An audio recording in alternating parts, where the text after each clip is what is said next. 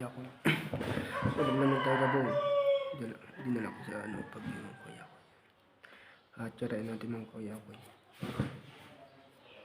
Dito pala kuya ko. Abangan nyo naman yung ibang video ko sa pinagtatrabaho na ng kuya ko.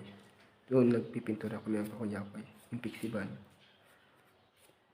Para sa makalipat na naman tayo sa linggo. Sa Bagyo mga kuya ko. Hindi ito kasi sa Bugyos mga kuya ko. Lamig-lamig ngayon. Sa mga panahon na ito kuya ko. Chichimpo kayo mamaya kung magtatrabaho ko na yung kuya ko.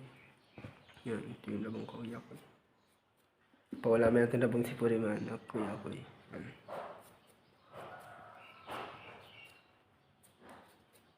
Nakakatikim daw ng labong. Yung inuulam nila dito puro karne. Kuya ko yan.